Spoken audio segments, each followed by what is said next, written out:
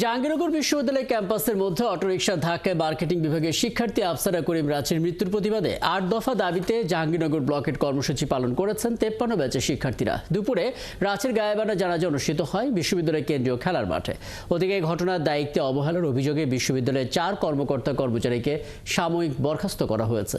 সংবাদদাতা তথ্য এবং ছবিতে প্রতিবেদন। মঙ্গলবার সন্ধ্যায় জাহাঙ্গীরনগর বিশ্ববিদ্যালয়ের নতুন কলা ভবনের সামনে ব্যাটারি চালিত একটি অটোরিকশার ধাক্কায় নিহত হন মার্কেটিং বিভাগের শিক্ষার্থী আফসানা রাঁচি।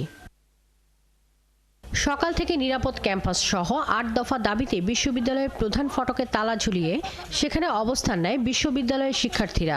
এ সময় প্রধান ফটকের পাশাপাশি প্রান্তিক গেটেও তালা ঝুলিয়ে সকল ক্লাস ও পরীক্ষা স্থগিত করে।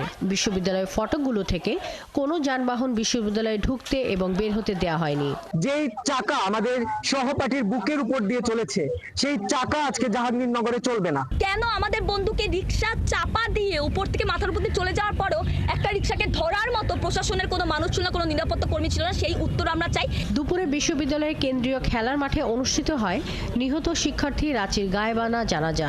এ সময় উপস্থিত ছিলেন বিশ্ববিদ্যালয়ের উপাচার্য অধ্যাপক কামরুল হাসান। তিনি জানান, দ্রুতই শিক্ষার্থীদের ৮ দফা দাবি বাস্তবায়ন করা হবে। এই ৮ দফাটাকে খুব গুরুত্বের সাথে নিয়েছে এবং আমরা যতটা সম্ভব স্বল্প সময়ের মধ্যে আলোচনা করে সিদ্ধান্ত নিয়েছি যা যা করা সম্ভব প্রশাসনের এই সীমাবদ্ধতার মধ্যেও তা সবটুকুই করব। এদিকে ঘটনায় দায়িত্বে অবহেলার অভিযোগে বিশ্ববিদ্যালয়ের অ্যাসিস্ট শাখার ডেপুটি রেজিস্ট্রার আব্দুর রহমান বাবুল, সহকারী supervisor Abdus Salam, duty guard Mansur Rahman এবং নিরাপত্তা কর্মকর্তা রাসেল মিয়াকে সাময়িক বরখাস্ত করা হয়েছে।